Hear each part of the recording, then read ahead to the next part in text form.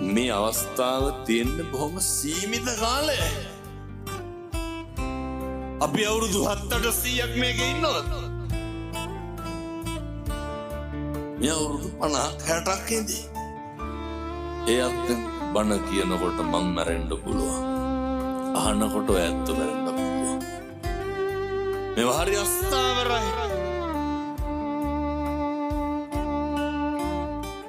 කවදනම් අය මේ තෙරුවන් වැඩ ඉන්න භූමියක පස්පා ගන්න? කවදනම් අය මේ මහ පොළොවේ ගැටෙන්නද? විශ්වාස කරන්ට මතක තියාගන්න. කල්ප ගානක් යනකම් මිනිස්සු වෙලා උපදින එකක්.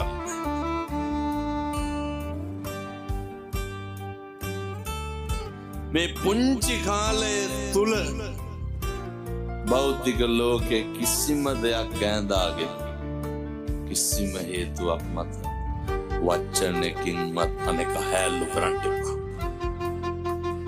මානව ගුණ ධර්ම පුරුදු වෙන්න.